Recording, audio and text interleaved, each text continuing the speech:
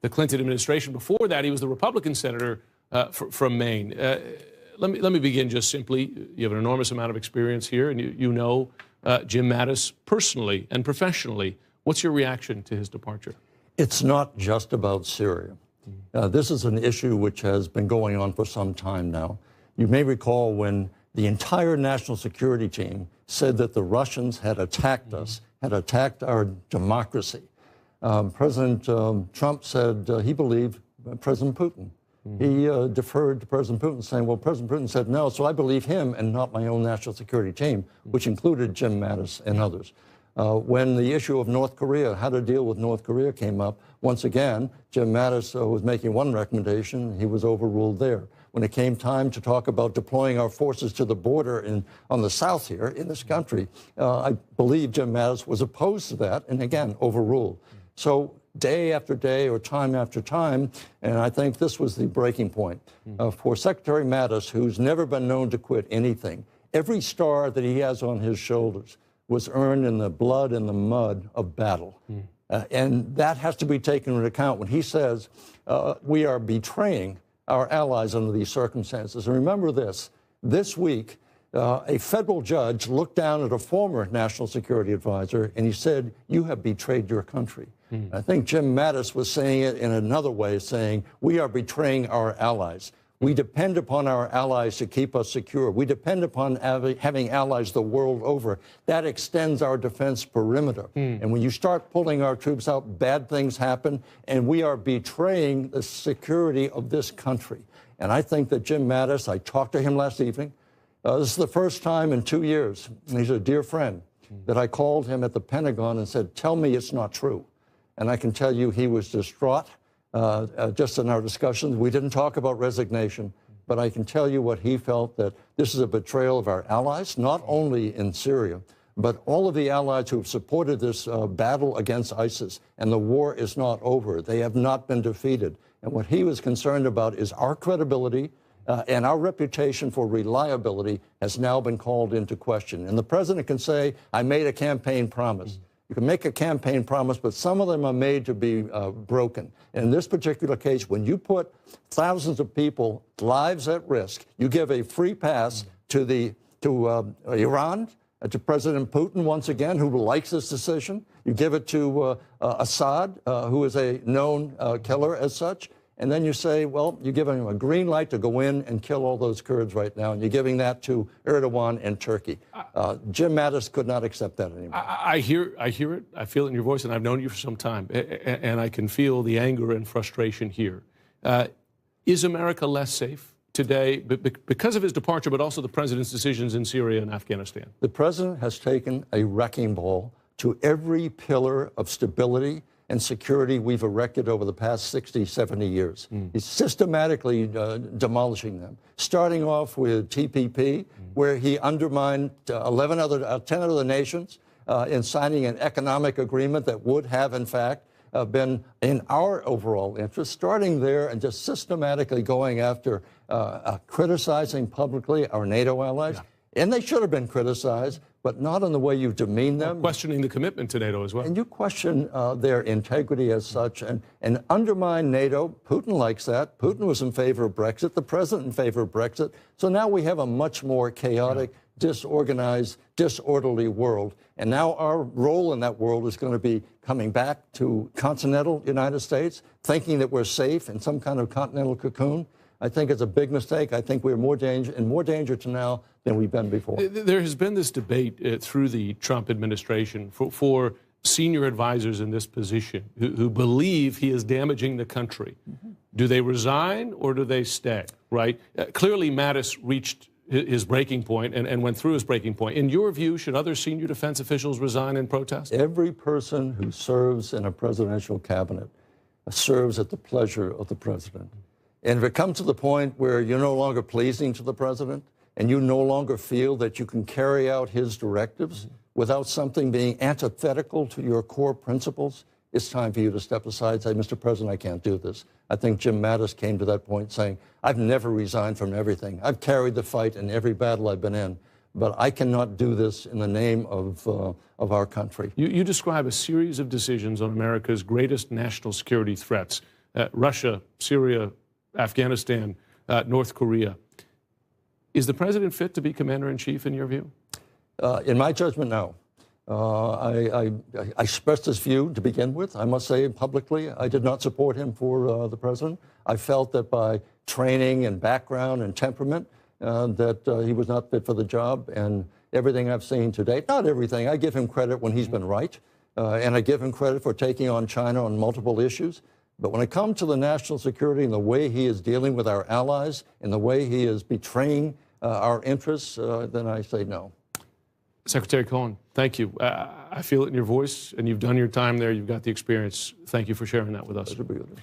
Joining us now, we have retired Rear Admiral John Kirby. He served as spokesman in the State and Defense Departments during the Obama administration, also spent decades in the U.S. Navy. Also, former Obama White House Communications Director Jen Psaki, and retired Army Lieutenant General Mark Hertling, who commanded U.S. forces in Iraq, among other places. John Kirby, you spent a lot of time in government, and I know you've interacted with Secretary Cohen before. You heard what I heard there, and you heard the depth of feeling and experience behind it. Do you share those views and those concerns at this hour? I do. I do. Look, Secretary Mattis has a long history and record of very patriotic, very dedicated, very measured and mature service to this country. It's a real blow to our national security that he has now decided to do this. But in a sense, I think, and Secretary Cohen got at this, he had no choice. When you get to a point where you simply ethically and morally can't support the commander-in-chief, your boss anymore, you have to step aside. You have to walk away.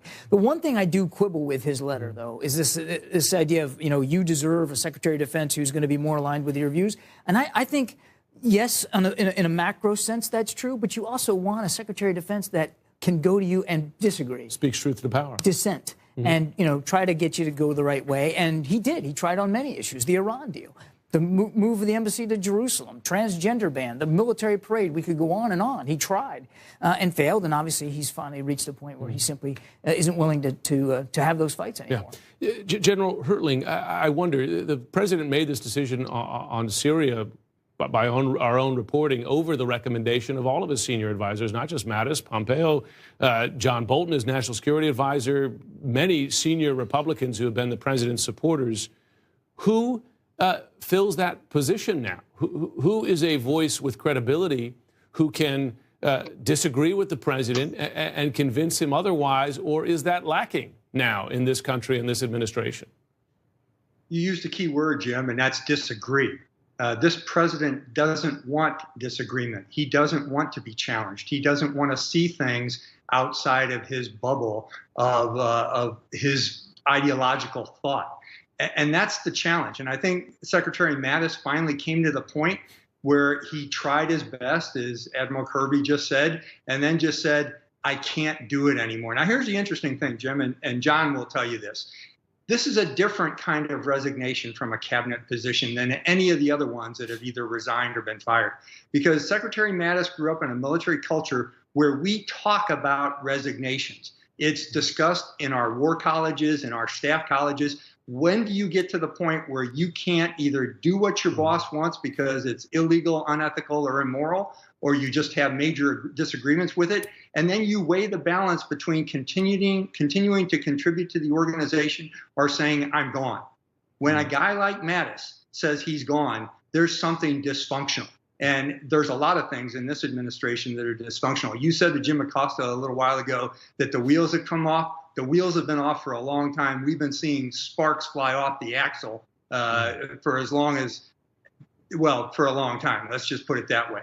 And this has got to change. The security of our nation is more important than these crazy narcissistic moods of the President of the United States. Jen Psaki, you spent a number of years in the Obama administration. You know about the policy-making process, right? There are debates, there are discussions, there are proposals tabled, considered, adjusted, debated, et cetera.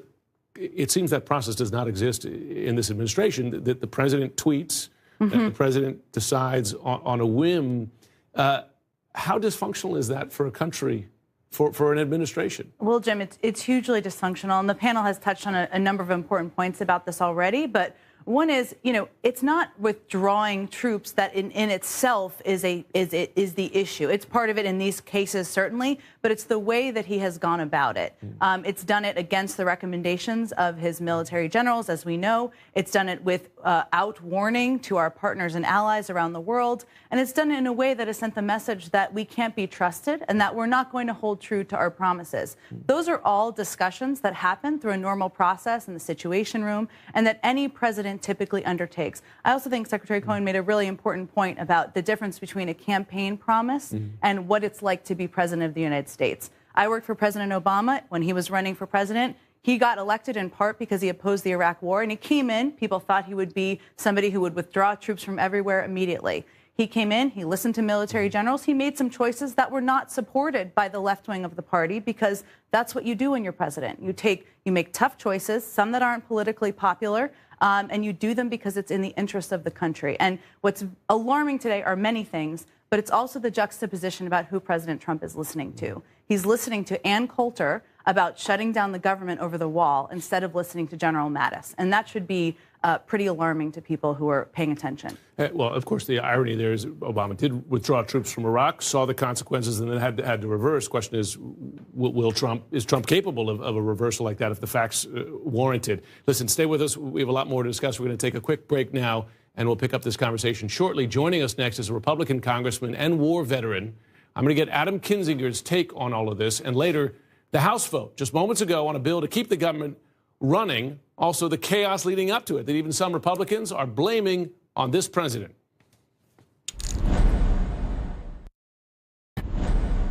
We're speaking tonight about what virtually everyone here is speaking about in very dark terms, the departure of Defense Secretary Jim Mattis. Former CIA Director John Brennan tweeted just a short time ago, "Okay, Republicans, how much longer are you going to let this farcical presidency, in quotes, continue?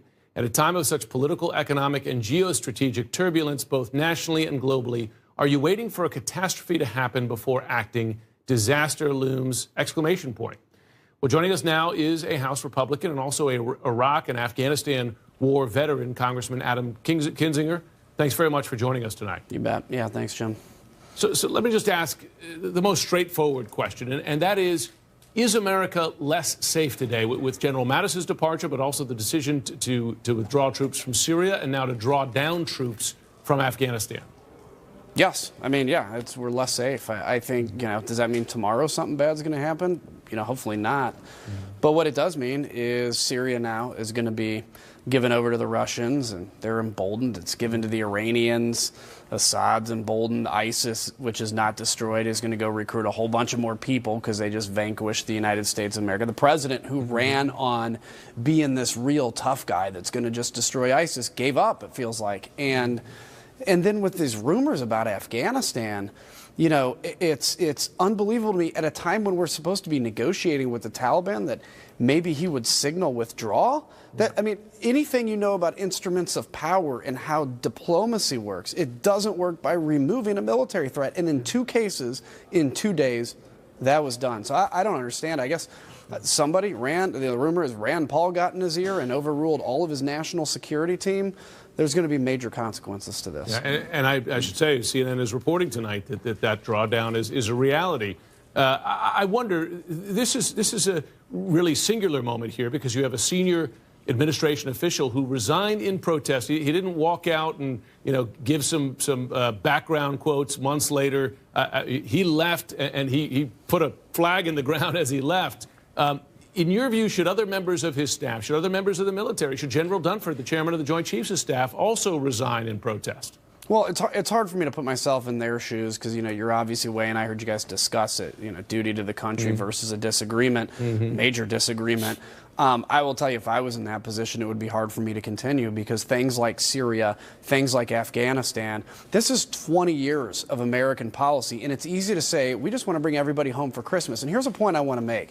Yeah, we want to have the military home for Christmas, but every one of the members of the military are volunteers, and they volunteer to kill America's enemies and to protect our country. So this idea that you're somehow doing a favor by bringing everybody home for Christmas, it's like a sugar rush. You're going to enjoy being being home for Christmas for a moment, but I'll tell you, the military is absolutely disheartened by this. I mean, I'm hearing it from my friends a lot of what is the president thinking?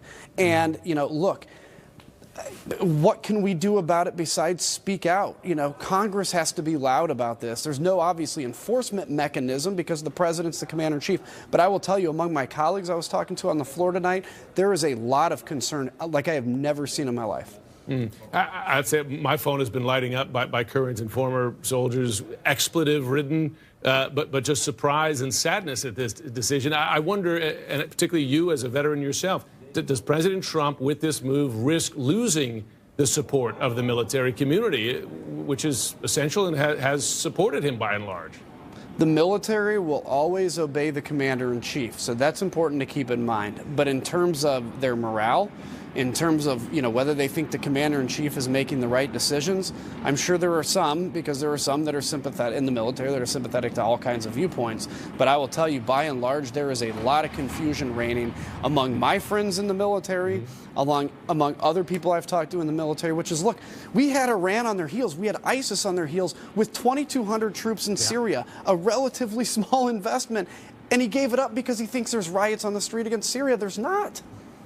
Yeah, I mean, it's difficult to see what constituency he thinks he wins with this. Final question, and you teed this up a bit. What are Republicans prepared to do, able to do, Congress, Senate, or the House, to keep the president from further endangering national security? Well, that's a question I can't answer right now because, frankly, the president, and I said this whether it was President Obama or President Trump, is vested a lot of power in the Constitution. So what he's doing is not violating the Constitution. But what we can do is maybe through resolutions, letters, speaking out, make our voice heard. And that's why I've been extremely, active on this in the last 24 hours, because we have to hear the other side of this. We have to talk about what is at stake with this and hope the president changes his mind and hope the people around him can get into his ear and he ignores for once the Rand Paul view of this party, which is not a Republican view. It's a libertarian view. It's masquerading as republicanism, and it's very dangerous. There's a reason libertarians get about 2% in every national election, because 98% of American people realize that's a crazy foreign policy. Congressman Kinzinger, thanks for taking the questions tonight, and credit where credit is due. Not a lot of Republican lawmakers were willing to talk about it tonight, and we appreciate that you took up the cause. Sure. Thanks very much. You bet. Thanks. Joining us again, Admiral John Kirby, Jen Psaki, General Mark Hertling. Admiral Kirby, big picture view here, because the president is withdrawing American leadership and power from half a dozen fronts around the world. It's Syria, it's Afghanistan. Some of a drawdown that Mattis also opposed in North Korea. Talk of reducing troops there, but stopping exercises. Even with Saudi Arabia and the killing of Khashoggi, right? Not using American power to drive better behavior by a U.S. ally there. Is America a diminished power under Trump?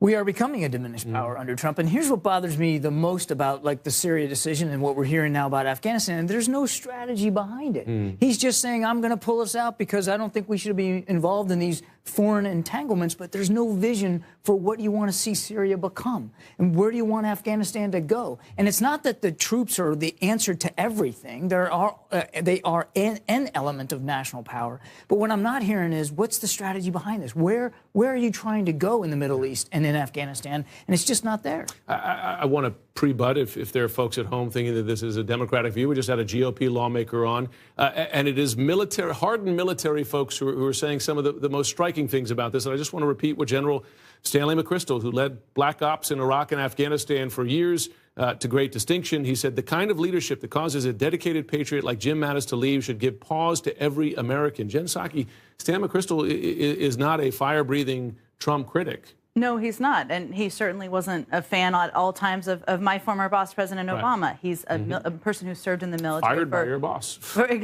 decades.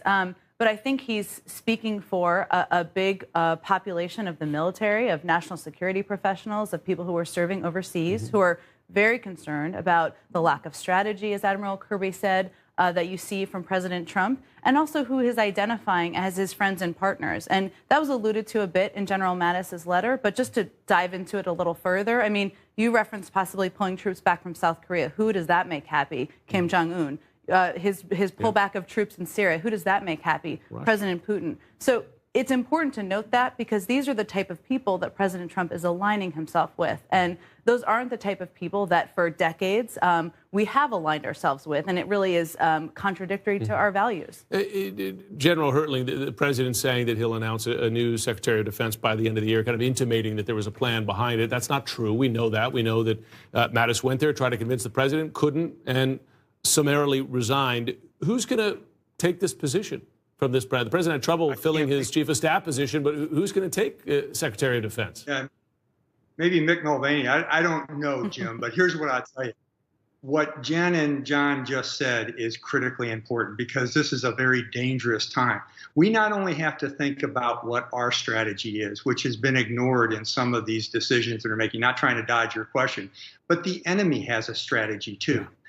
You have to look at the ends, ways, and means of the North Korean dictator, of the Syrian dictator, of what's going on in Afghanistan and the status of that. It just can't be a marketing scheme, which seems to be what's driving the current administration in the way they approach things. And sometimes marketing has lies behind it, and we've seen that in spades from this administration.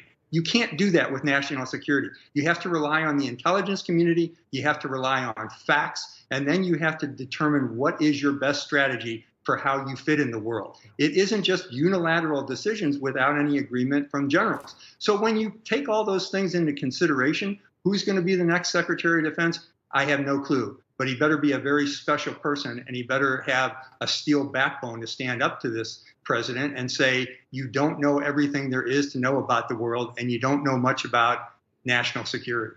John Kirby, you want a quick final thought? I just think what we have to worry about is it's going to be an ideologue now. It's going to be somebody who is much more ideologically aligned with Trump and his foreign policy, and that's not necessarily good for us long term. Fair point. Admiral Kirby, Jen Psaki, General Hertling, thanks very much to all of you. As we said at the beginning of this program, if the turmoil over the resignation of Secretary Mattis were not enough tonight, Washington tonight also shaken by a looming government shutdown. The House passed a bill just a short time ago, but is the shutdown inevitable? That's what the vote counts looks like. We're going to have the latest just ahead.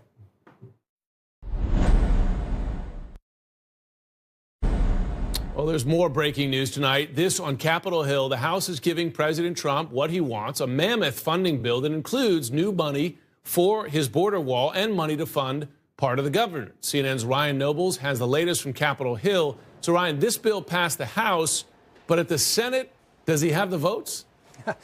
You know, Jim, it is very hard to find anybody on Capitol Hill who believes that the Senate will pass this, specifically with the margin necessary to pass this legislation. They'll likely need 60 votes to get it over the finish line. You know, Democratic leaders have been insistent that they have no interest in supporting any type of legislation, even if it means keeping the government open, if it includes funding for a border wall. And the $5.5 billion that was inserted into this bill by House Republicans about an hour ago is exactly what the Democrats are opposed to. And to be clear, Jim, there's also quite a few Republicans on the Senate side that are also uncomfortable with the way that this language was inserted into this bill at this stage of the game, after it seemed both the White House, the House, and the Senate leaders on both Republican and Democratic sides of the aisle had agreed to pass a clean continuing resolution that would keep the government open until February. So the big question now is, what happens next? And, you know, Jim, there are Republicans in the House who believe that this opens the door for Democrats and the White House to begin another conversation on border wall funding. But that doesn't seem to be based in any kind of reality. Democrats have said over and over again that that is a non-starter for them. They felt like they had a deal on the table, and the president turned his back on that deal. And so now a shutdown seems very likely as we are now approaching that midnight deadline on Friday night. Jim? Christmas shutdown. Ryan Nobles, thanks very much. Joining me now, USA Today columnist and CNN political analyst Kirsten Powers, and two of our political commentators, former Trump campaign advisor Steve Cortes and former Republican Congressman Charlie Dent. Steve, simple question to you. Is this going to end well for the president? Look, I think it will, because it's going to end well eventually for America. Now, there may be a lot of near-term consternation, and I don't want a government shutdown, and I do realize that it will bring pain to some people. But in my view, it is well worth the temporary problems of shutting down part of the government so that we can permanently shut down what is a porous border that is a massive threat to our national and economic security in this country. So I'm glad that the president said he won't sign this continuing resolution. I think the Senate abdicated its responsibility by simply simply punting it to February and saying we'll deal with this later because we want to get home early for Christmas. That's not leadership.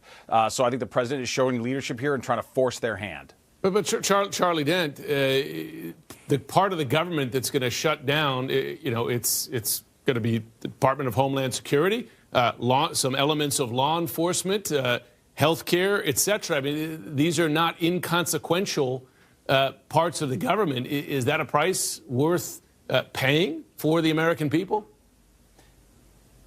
Absolutely not. Look, this is utterly reckless. We all know how this is going to play out. The House just sent a bill over the Senate. The votes aren't there in the Senate. The Senate will strip out that $5 billion. They're going to send it back to the House. And if the House doesn't pass it, this is going to shut down. There's absolutely no reason to do this. The president had a deal on border security and DACA, the Dreamers. He walked away from it. The president, like he said the other day, he is going to own this. These members of Congress, they have a responsibility to govern. And this is an utter failure of leadership if in fact, we actually shut this thing down. And after a week like this, with Jim Mattis just announcing his resignation, and, the Cohen and Flynn and the Syria pullout, I mean, this has just been an incredible week. I mean, in fact, it seems like they're in crisis over there. I mean, order. We need order and stability and discipline, not this disorder and dysfunction, constant chaos. This is just terrible for the country. And I think as center-right conservatives, people ought to stand up and say this. This is not conservatism. This nativism, protectionism, isolationism, and now a shutdown, this is just not in the interest of this country.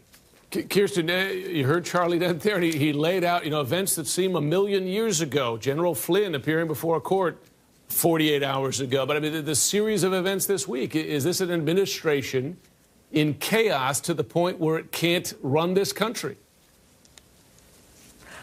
Well, I think, yes. I think they've been in chaos for a while, but today was a particularly chaotic day. And I think that you even see the chaos now bleeding into the right, which we haven't typically seen in the past, where you have them now turning against the president, and I think feeding into the chaos a bit, because that's why he has walked back his earlier claims. I sat here last night saying, we shouldn't chide him or shame him for so-called caving, because he did the responsible thing in terms of avoiding a government shutdown and compromising on the wall. And then he gets attacked by Fox News and Ann Coulter, and he changes course and now is willing to shut down the government over Christmas. So, I don't see any other way to spin this other than chaos, especially when you add in the resignation of General Mattis, which was not just a resignation of somebody who's highly respected. It was a complete rebuke of his foreign policy. And I think that that's the thing that is just the most shocking about it. So Steve Cortes, defend this for me. Jim Mattis, rather, enormously respected. It takes a lot for him to walk out of that door and rebuke the commander-in-chief.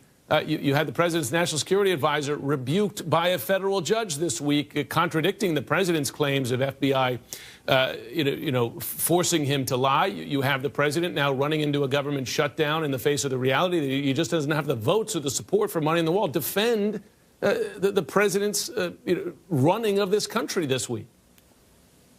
Sure. Well, those are very different issues. But if I could start with the last one, they're all happening in the last 48 hours. What we started with here, which is the wall. They're all happening in the last 48 hours. The pace of news in Trump world is frenetic. That is for sure. We could never rest in the news business. But regarding the wall, it's not news. It's generated by the administration. It's decisions that this president has made. When it comes to the wall, I think Kirsten's, by the way, exactly right. I think the president was waffling on this. Waffling is probably too strong a word, but he was at least considering what was advertised as a compromise. And in my view, it was no compromise at all. The president got nothing. He got no funding for the wall, and he got to sign yet another gargantuan spending bill like he did during the omnibus, and he promised us that he wouldn't do it again. So those of us, his most fervent supporters, those of us from the 2016 movement, from the campaign, we were very, very worried about it. I said so last night on the air. I said, I can't imagine, for example, I've already pledged to work for his reelection in 2020. I can't imagine going to voters and trying to explain explain to them why we don't have a wall in 2020, why we came up short on that issue, because it was the foundational promise of his campaign, the foundational promise of his campaign. And we've had a Republican Congress still for a few more days. We have to do everything possible to try to get this done, not because it's a vanity project or just because he promised, but because it's right for the security of the American people. Walls work all over the world, particularly in Israel. I think that's the best example to look. A wall will work on our southern border. Our porous southern border is a national economic I see you shaking your head. I want to give you both a response, but Charlie's been shaking his head throughout. Republican Congressman Charlie, respond, and then let's go right to Kirsten. I served on the Homeland Security Committee. I have not heard one serious expert on border security say that we need a 2,000-mile wall. I've never heard anybody say that. What we do need is operational control of the border. I voted for the Secure Fence Act back in 2006 that allowed for 700 miles of vehicular and pedestrian barriers, detention beds, border patrol agents, technology on the border. Yeah, we have to do more. But simply, somebody please define wall to me.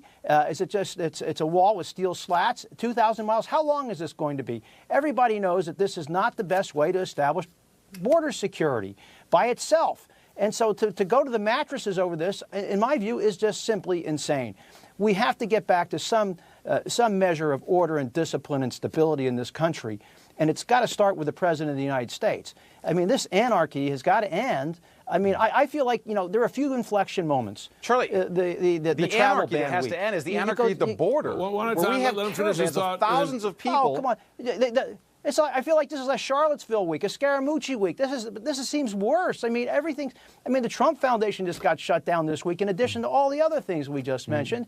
I mean, it just seems like they're in crisis and anarchy over there. That defines our border, and it has for many years.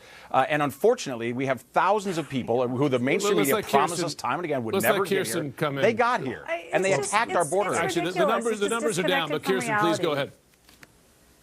It's just completely disconnected from reality. It is not. There is not chaos. You know, to the extent that there's any chaos happening, it's created by the president. And you know, him sending the military to the border to fight off so-called invaders, which are actually just desperate people trying to get to a safer country. You know, is the chaos that we see. And so I think it was a campaign promise. It's a bumper sticker campaign promise, and he made a promise that Mexico was going to pay for it. Everybody knew that that was completely bogus. And that's how he got himself into this mess, is that Mexico's not paying for it. See, we don't talk about that. Mexico is supposed to be paying for this, right? Mexico was never going to pay for it. Now you guys are mad at the Congress for not funding it? I mean, Mexico was supposed to pay for it. So why is this Congress's fault? Kirsten, Steve, Congressman Dan, these are issues we're going to be running with for some time, but thanks for all tonight for taking the hard questions. Thank you. Coming up, I'm going to speak with a member of the Senate Armed Services Committee about Mattis's resignation and whether, as Republican Congressman Will Hurd says, it is bad news for the nation and the security of the world. That's from a Republican congressman. Stay with us.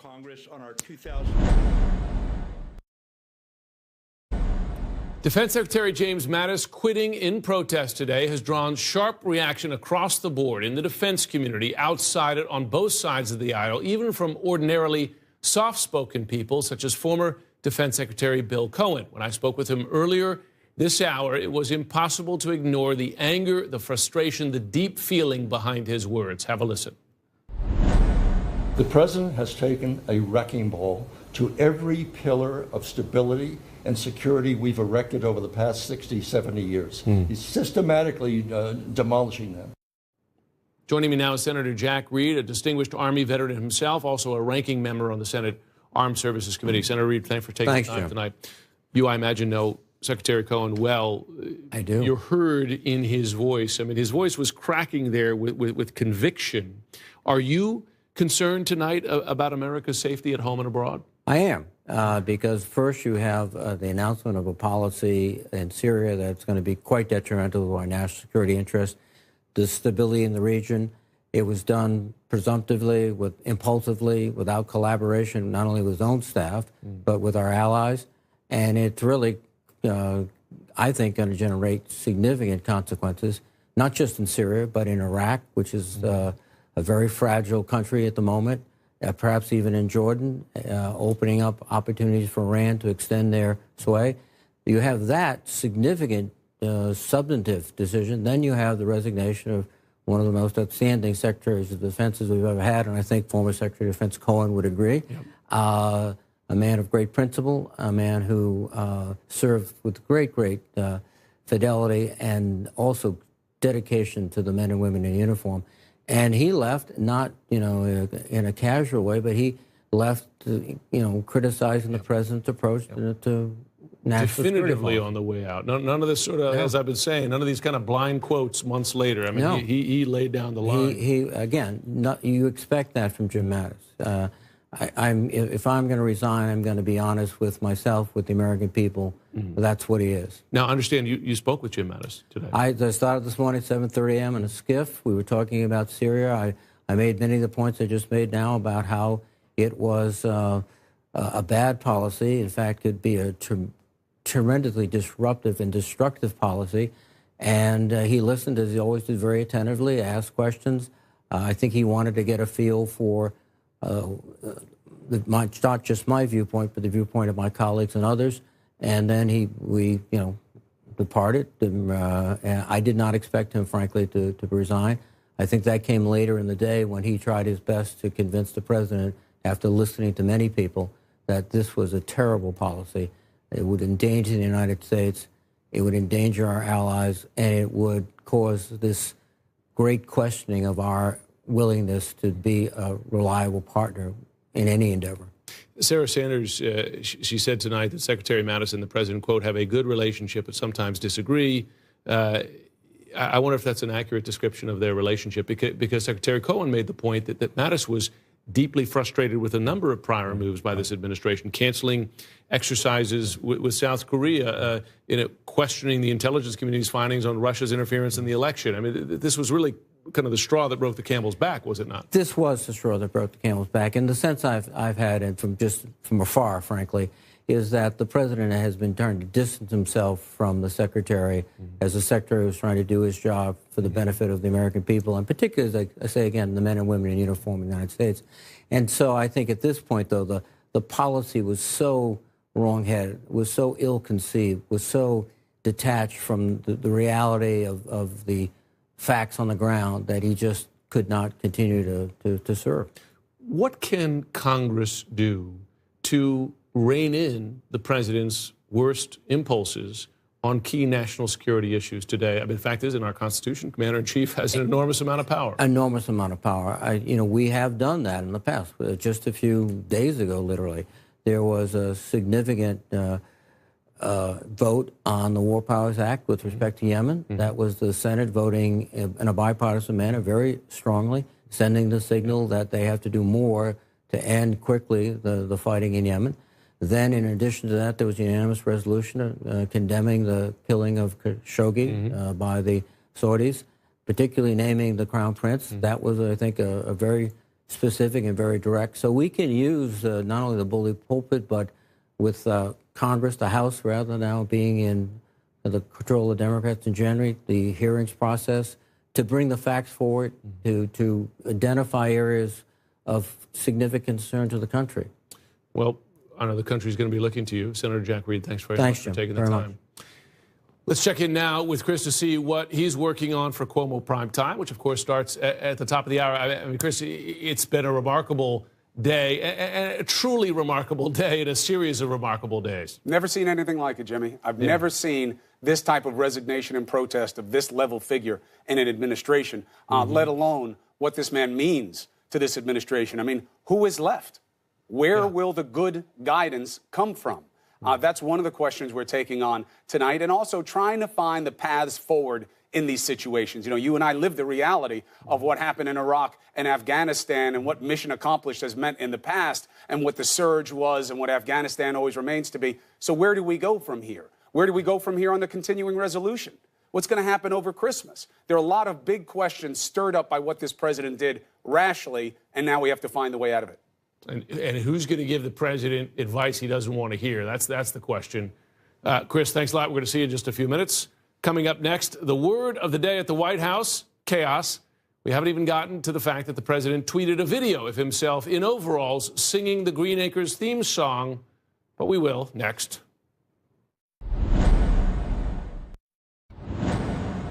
At the end of really just a chaotic day here, largely being blamed, including by some Republicans, many Republicans, on the president's impulsive decisions, we want to leave you tonight with this, a presidential tweet. You might call it his thoughts on the legislative process. Here's what he posted shortly before signing the $867 billion farm bill this afternoon. And keep in mind, this is while the threat of a shutdown was actually growing, Republicans openly saying there was no guidance or leadership from the White House, and the market was down around 400 points on its way to being down 1,000 points this week. And before you ask, yes, he really did tweet this. Green Acres is the place to be. Farm living is the life for me. Yeah. That's a presidential tweet, which we are told are official presidential statements. And on a day like today, a massive appropriations bill affecting millions of Americans apparently reminded him of a sketch that he once did at the Emmys. Governing is like that, I suppose. Actress Megan Mullally, in that video with Mr. Trump, had a tweet of her own in response. If you guys need me, she writes, I'll be in a hole in the ground. A reminder, please don't miss Anderson's show, Full Circle. That's a daily interactive broadcast on Facebook. Always great to watch. The news continues. I'm going to hand it over to Chris Cuomo. Cuomo Prime Time starts right now. All right, thank you, Jimmy. I am Chris Cuomo, and welcome to... The Syrian military says it has intercepted a series of missiles overnight it believes were fired from Israel. This video purports to show some of the missiles being intercepted. 3 Syrian soldiers were injured in the assault targeting a weapons depot near Damascus. Israel has not confirmed the strikes. Its military did confirm it's intercepted an anti-aircraft missile launched from Syria. One person is dead after a single-engine airplane crashed into a Sioux Falls, South Dakota neighborhood. It happened around 5 p.m. on Christmas Day. Officials say the 2 homes were heavily damaged. Investigators from the National Transportation Safety Board are expected at the crash site today. Now, Missouri Governor Mike Parson says he wants to repeal the state's voter-approved redistricting law. In an interview with the Associated Press, the Republican chief executive says he now thinks the process of how districts will be redrawn is questionable.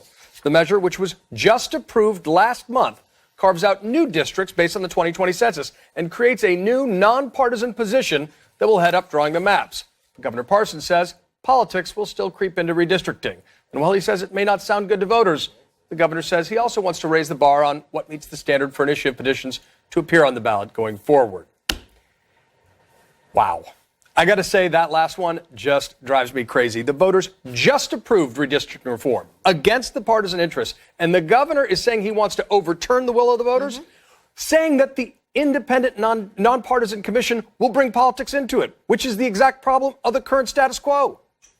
It's just absolutely shameful. And yet, here we are. And yet, here we are. All right, just ahead, more than just talk. Why there is now some blame being put on conservative talk radio hosts for the shutdown. Is it really their fault? We'll discuss next.